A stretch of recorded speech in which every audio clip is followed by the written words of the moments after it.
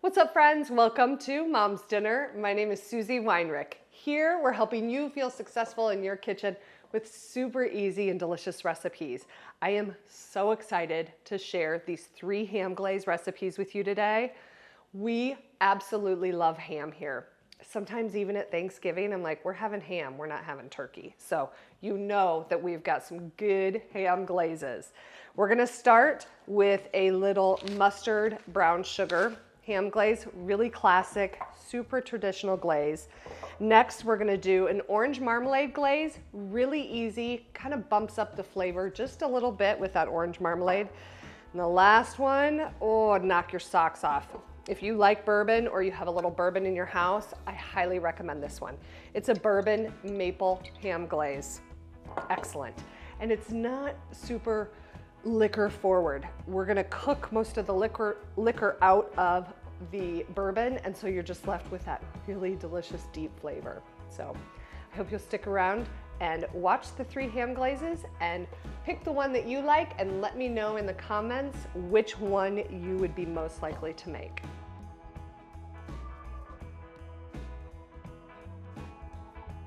To start that mustard brown sugar ham glaze, we are just going to take a little saucepan, put it over about medium heat, and we're going to add all of the ingredients right into the pot.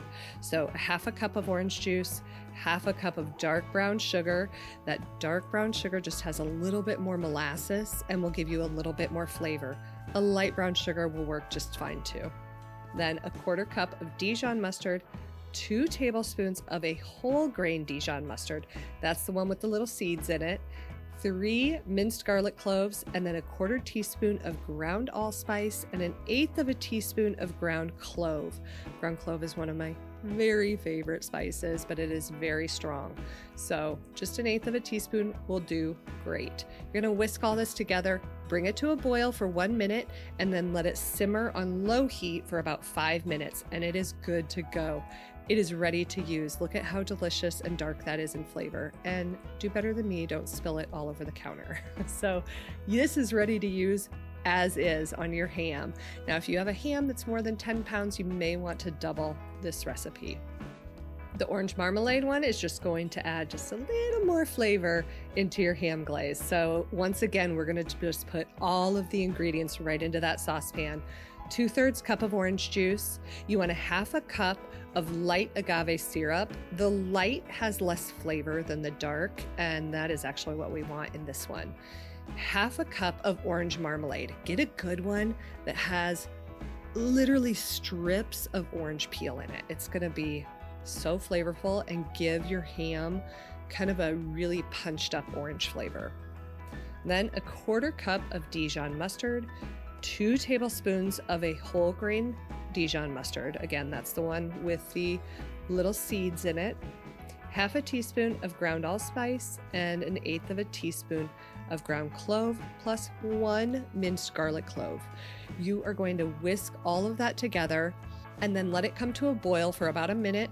Turn the heat to low and let it simmer for about 20 to 25 minutes. This one's going to reduce and get kind of syrupy and thick, and then it is ready to go. Just like any of these other ham glazes, you can use it right away, or you can store it in the fridge for up to 2 days, really probably 3 or 4 days. And then right before you use it on your ham, you'll want to just warm it up a little bit, and then it will be that liquid consistency that you can glaze your ham with. So there is your orange marmalade ham glaze.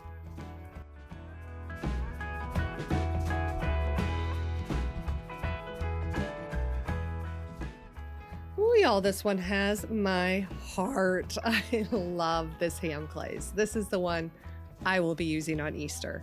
So it's going to start with a little bit of good bourbon whiskey. Whatever you have in your house will work, something that you like the flavor of.